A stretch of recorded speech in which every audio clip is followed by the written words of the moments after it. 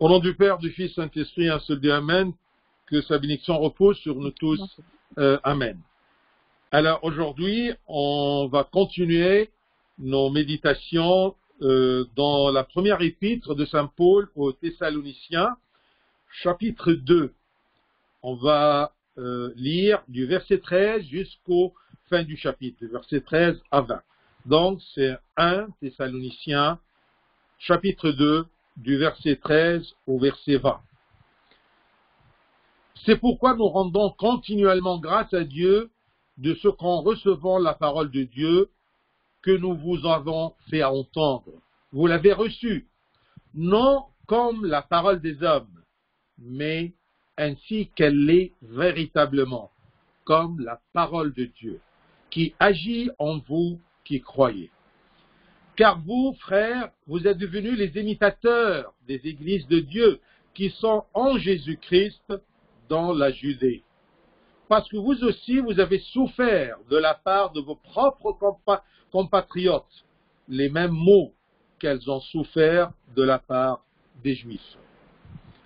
Ce sont ces Juifs qui ont fait mourir le Seigneur Jésus et les prophètes, qui nous ont persécutés, qui ne plaisent point à Dieu et qui sont ennemis de tous les hommes. Nous empêchons de parler aux païens pour qu'ils soient sauvés, en sorte qu'ils ne cessent de mettre le comble à leurs péchés. Mais la colère a fini par les atteindre. Pour nous, frères, après avoir été quelque temps séparés de vous, de corps, mais non de cœur, nous avons eu d'autant plus ardemment le vif désir de vous voir. Aussi voulions-nous aller vers vous, du moins moi Paul, une et même 2 fois, mais Satan nous en a empêchés. Qui est en effet notre espérance? Qui est en effet notre espérance? Ou notre joie, ou notre couronne de gloire? N'est-ce pas vous aussi, devant notre Seigneur Jésus, lors de son avènement? Oui, vous êtes notre gloire et notre joie. Gloire à toi, Seigneur. Alors, les Thessaloniciens ont reçu l'évangile de Christ avec joie. Et cet évangile de Christ a agi en eux. Et ils ont reçu l'évangile, la prédication de Saint Paul, l'évangélisation, ils l'ont reçu non pas comme une parole qui vient des hommes de Saint Paul et de ses disciples, non. Ils l'ont reçu comme une parole divine transmise par des hommes. Ça, c'est important. Comment nous considérons la Bible, la parole de Dieu? Est-ce que ce sont des paroles des écrivains comme Saint Paul, Saint Luc, Saint Jean, Saint Matthieu, Jacques, Jean, ou c'est la parole de Dieu transmise par ces gens-là?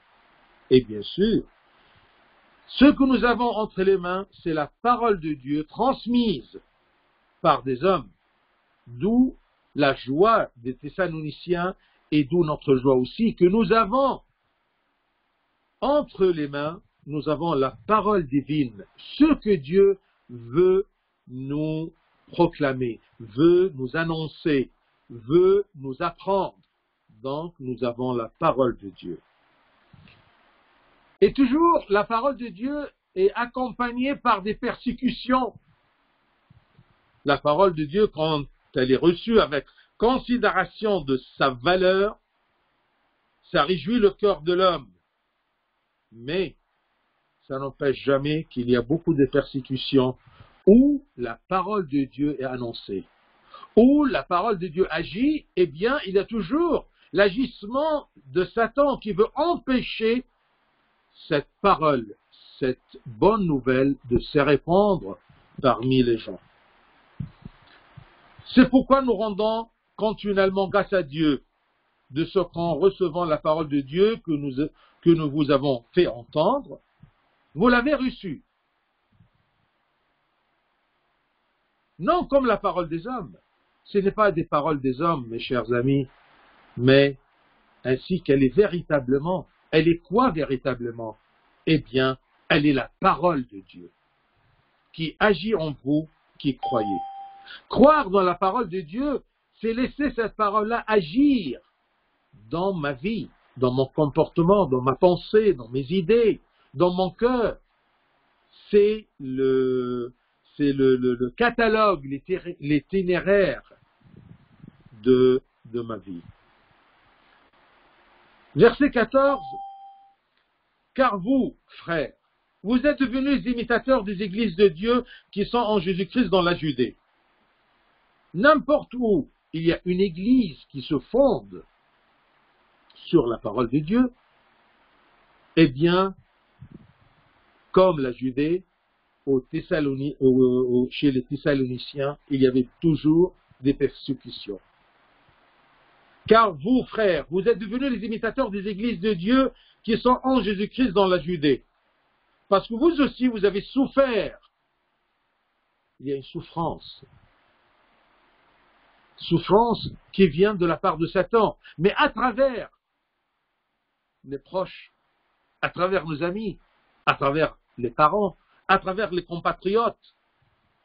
Parce que vous aussi, vous avez souffert de la part de vos propres compatriotes les mêmes maux qu'elles ont souffert de la part des Juifs. Les mêmes mots que les églises de Dieu qui sont en Jésus, Christ dans la Judée. Bien sûr, la Judée parce que c'est la Palestine, c'est la terre de la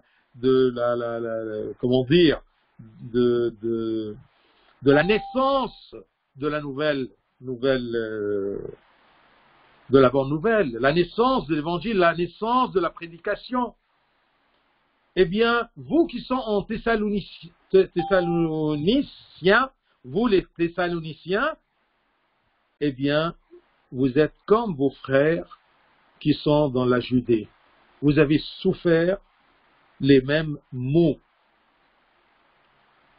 Saint Paul leur dit ça pour leur rassurer. Votre cas n'est pas un cas spécial. Quand vous rapprochez parfois de Dieu, quand vous pratiquez plus la vie spirituelle, vous sentez qu'il y a une force qui vous contraint, qui vous fait la guerre. Eh bien, c'est Satan. C'est l'Antichrist. Les tribulations subies par l'église de Thessaloniciens sont les mêmes subies par les églises dans la Judée. On a l'habitude. Plus il y a une activité, plus la parole de Dieu agit dans les cœurs des gens, plus il y a des tribulations et des persécutions. Comme Satan, le Antichrist, a irrité les Juifs pour crucifier le Christ dans la Judée, il a irrité aussi les propres compatriotes des Thessaloniciens pour persécuter l'église des Thessaloniciens. Où il y a la parole de Dieu, où il y a la petite flamme dans ma vie, eh bien il y a une persécution. La persécution, ce n'est pas toujours la persécution du sang, des martyrs, non. Ça peut être parfois, si je dis à un de mes amis que je ne pourrais pas participer à cette fête parce que j'ai le lendemain une messe, peut-être qu'il me persécute en m'humiliant, en me disant mais tu es arriéré ou quoi? Il n'y a plus de religion, il n'y a plus de croyance sur terre. Il commence à te mettre la pression. Eh bien ça, c'est le genre de persécution qu'on peut subir de nos proches, de nos patriotes, de nos compatriotes, comme c'est le cas des Thessaloniciens. En Thessalonique, il n'y avait pas beaucoup de Juifs, mais il y avait beaucoup de Thessaloniciens qui étaient non-croyants, qui étaient des Grecs, qui étaient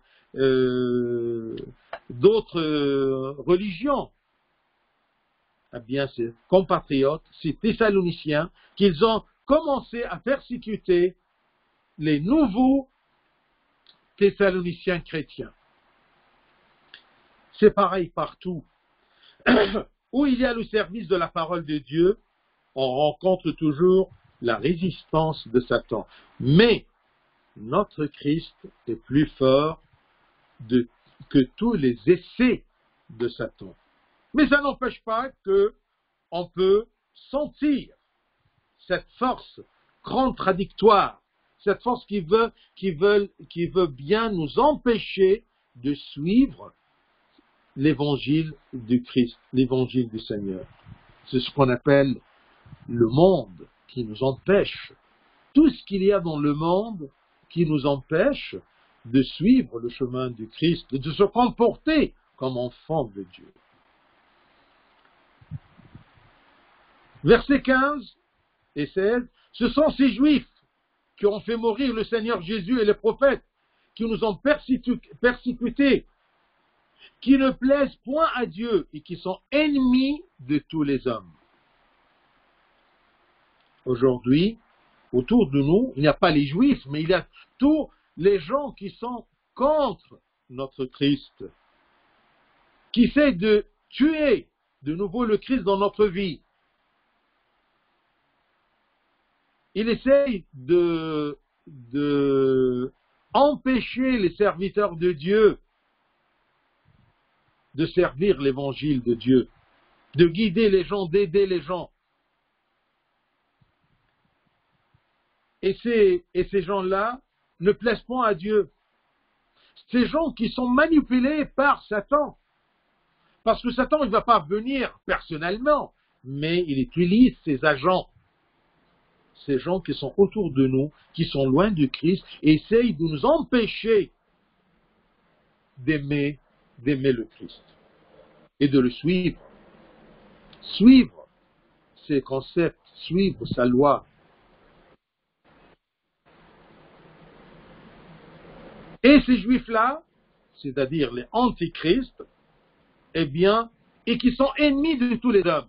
Imaginez-vous que Saint Paul, dans son temps, il considérait les Juifs qui persécutaient l'Église du Christ comme des ennemis de tous les hommes.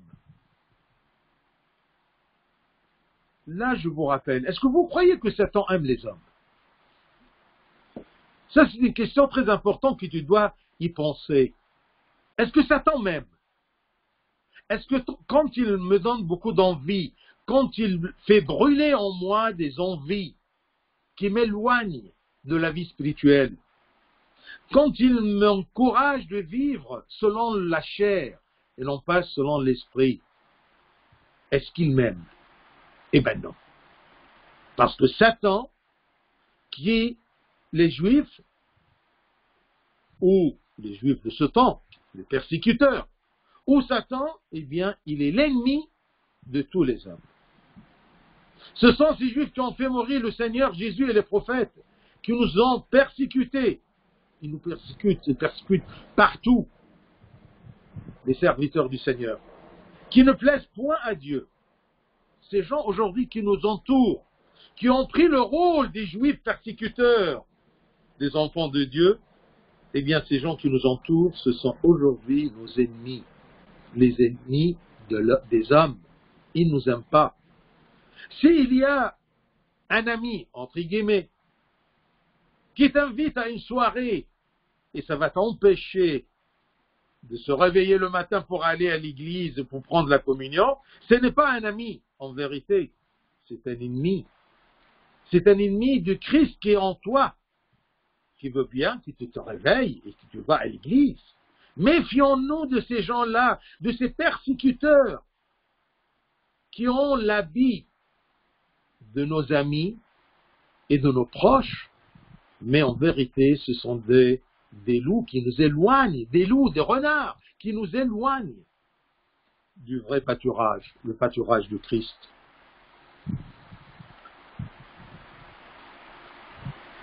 Et qui sont ennemis de tous les hommes. Donc, Satan ne nous aime pas. Parce que nous, les hommes, nous sommes les rivales de Satan. Satan, il est jaloux de l'homme, parce que Dieu a aimé l'homme. Il a aimé l'homme jusqu'au point qu'il s'est dépouillé, il est venu sur terre, s'est incarné, et il a accepté la mort de la croix pour sauver l'homme. C'est ça qui attise la jalousie de Satan. Il ne veut pas que l'homme, il ne veut pas que les hommes soient sauvés. Il n'aime pas que tu sois sauvé.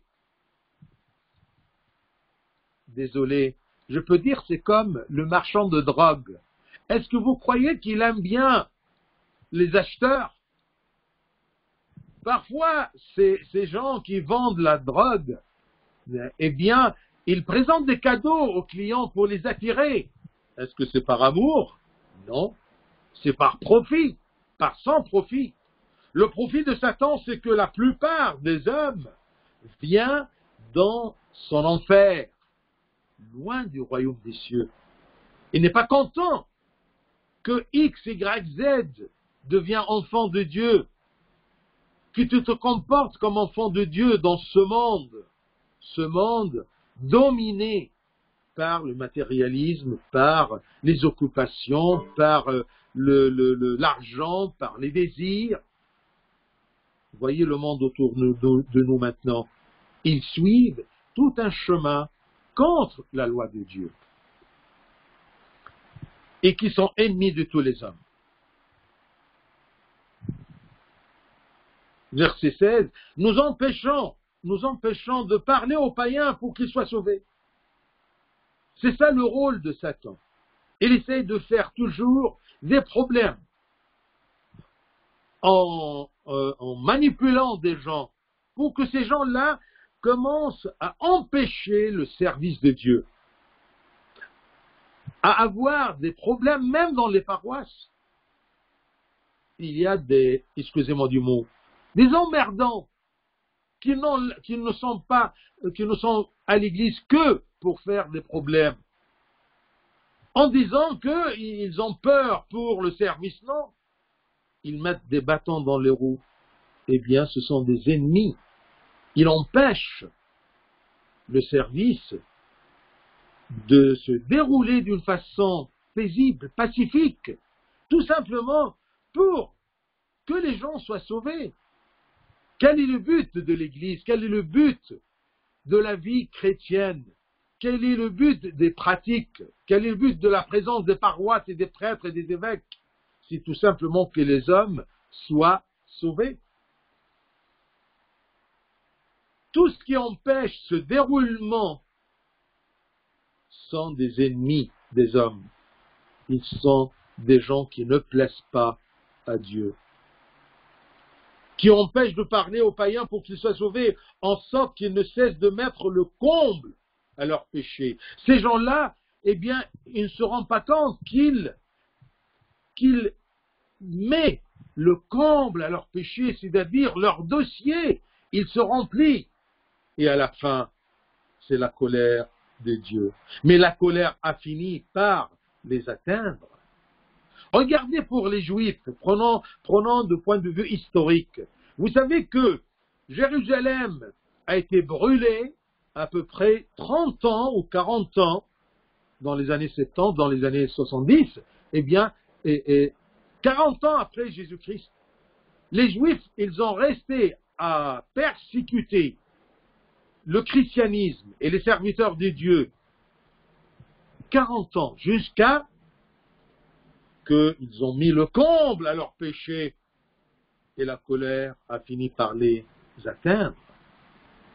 Chacun qui est possédé par l'envie de Satan d'empêcher le service du Seigneur, eh bien, sans se rendre compte, il peut être atteint par la colère de Dieu. Mais Dieu il est très patient, c'est ça le problème de l'homme, qui ne valorise pas la patience de Dieu. C'est comme par exemple un enfant qui fait beaucoup de bêtises, mais son père il est très patient. Alors il ne se rend pas compte que son père à un moment, sa colère va éclater, mais il prolonge ses bêtises. Il met le comble à ses bêtises. Il met le comble à sa condamnation aux yeux de son père. Les agents de Satan, je les appelle les agents de Satan, persécutent toujours les serviteurs de l'évangile du Christ pour les empêcher de parler aux gens. Et parfois, il y a des gens qui se comportent sans se rendre compte qu'ils sont entre les mains de Satan et ils empêchent la paix dans l'Église de Dieu. Je ressouligne cette vérité, que Satan n'aime pas les hommes. Il est l'ennemi de tous les hommes. Il ne cherche pas leur salut, au contraire, il empêche leur salut en empêchant les serviteurs de Christ de leur parler.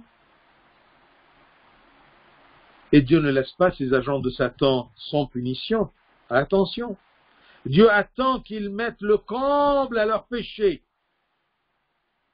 Ça, c'est un verset très important pour comprendre un peu la patience, j'ai ce mot-là toujours que je le perds, c'est la longanimité, si c'est juste, de Dieu, sa patience. Eh bien, sa colère a fini par les atteindre, parce qu'il ne cesse de mettre le comble à leur péché. Pas de repentir, on récolte la colère de Dieu. Pas d'honnêteté dans le chemin de Dieu, une continuité de malhonnêteté, eh bien on récolte la colère de Dieu. Ne croyez pas que la colère de Dieu est loin. Non. Parfois, le temps passe aussi rapidement qu'on ne sent pas le temps. Mais la colère de Dieu est toujours là parce qu'il est juste. Oui, il est bon. Dans sa longanimité, dans sa patience, il est bon, mais il est juste aussi dans sa colère.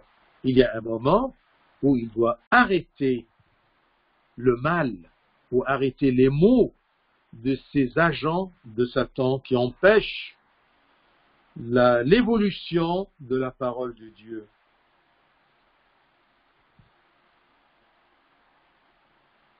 Pour nous, frères, verset 17, pour nous, frères, après avoir été quelque temps séparés de vous de corps, mais non de cœur.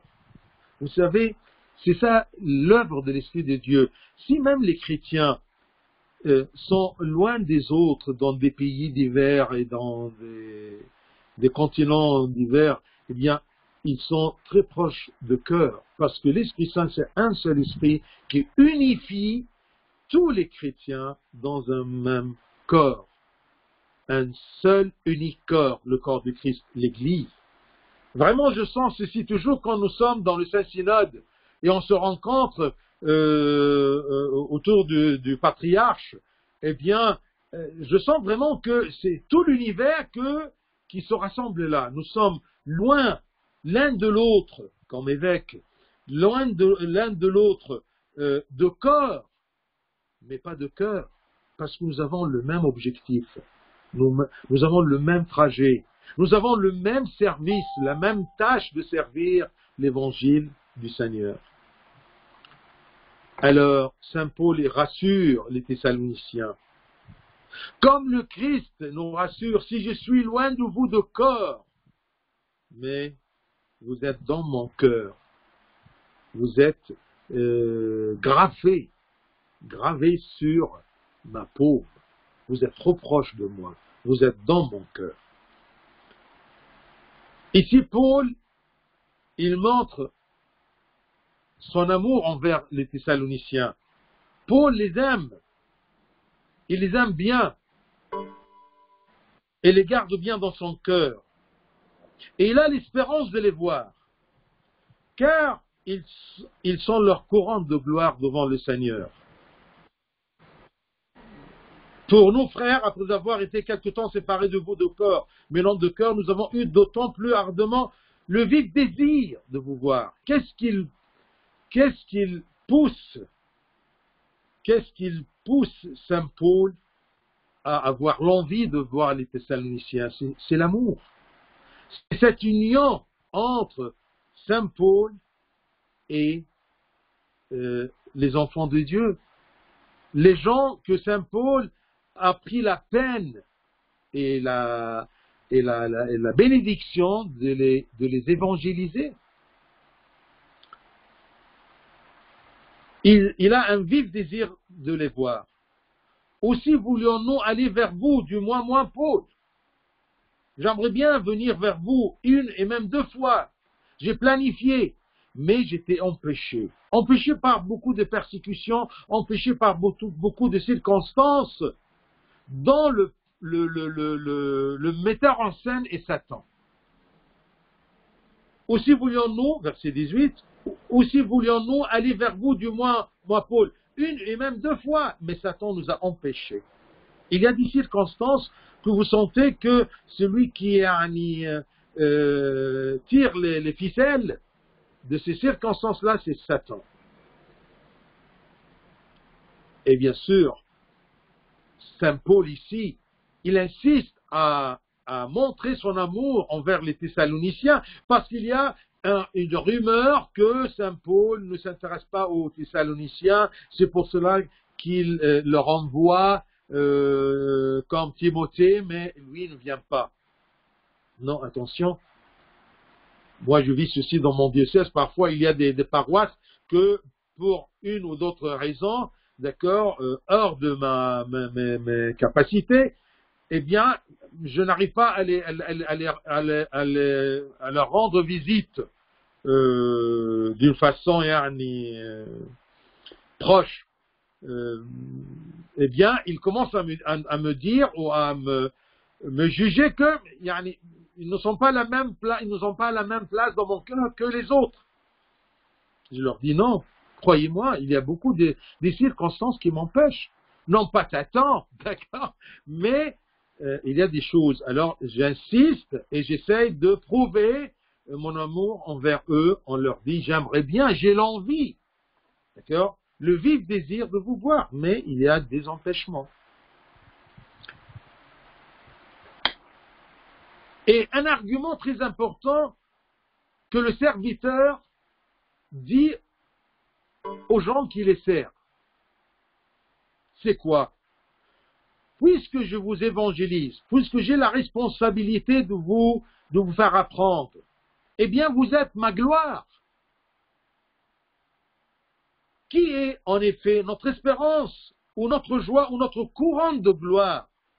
N'est-ce pas vous, devant notre Seigneur Jésus lors de son avènement? Quand le Christ va venir, il va voir tous les serviteurs, il va voir tous les responsables des âmes, il va voir tous les pères des familles qui sont responsables de leurs femmes, de leurs enfants, de les guider vers le Seigneur. Comme on dit, le mari est le prêtre de la maison, du ménage. Il est responsable, la mère est responsable de ses enfants. Celle qui a guidé Timothée, le disciple de Saint Paul, dans le chemin de la foi, c'est sa mère et sa grande-mère.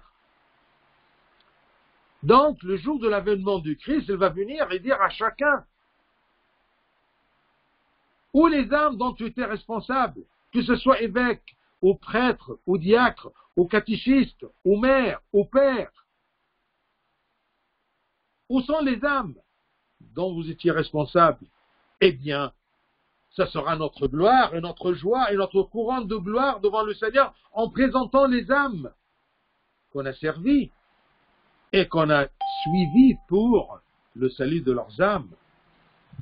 Un catéchiste, la couronne de sa gloire devant Dieu, ça sera quoi? Les enfants qui les a aidés à connaître le Christ, il les a aidés pour le salut de leurs âmes. Même le Père, il va se présenter devant le Christ en disant « Me voici, mon Seigneur, et les enfants que vous m'avez donnés. » Donc, les Thessaloniciens, comme tous les gens que Saint Paul a évangélisés, sont la raison de sa fierté devant le Seigneur. Alors comment vous pouvez douter de mon amour envers vous? Vous êtes la raison de ma gloire et de ma joie. Ce sont eux la raison de sa fierté devant le Seigneur. Ils sont la récolte de son labeur et de son endurance. Pourquoi il a supporté Saint Paul beaucoup de peines et de douleurs et de persécutions et de voyages? Pourquoi il a supporté ça? Tout simplement pour le jour du jugement, il prend ces âmes-là comme une couronne de sa gloire et de sa fierté aux yeux de Dieu. Oui, vous êtes notre gloire et notre joie. Si vous prenez de la peine pour éduquer vos enfants dans la voie de Dieu, non pas les éduquer tout simplement dans les choses mondaines, d'accord, les études et tous ces trucs-là durant l'enfance. Non, ça c'est, tous les gens font ça, même les incroyants, même les mauvais, même les méchants, ils éduquent bien leurs enfants. Mais l'important c'est ici que tes enfants, tu les considères comme ta gloire et ta joie. Quand Jésus-Christ, lors de son avènement. Qui est en effet notre espérance, ou notre joie, ou notre courant de gloire? N'est-ce pas vous aussi les Thessaloniciens? Je vous aime comme tous les autres que je voyage pour les voir. N'est-ce pas vous aussi, devant notre Seigneur Jésus, lors de son avènement? Oui, vous êtes notre gloire et notre joie. Que Dieu vous protège et vous garde dans sa voie. Gloire à lui éternellement. Amen.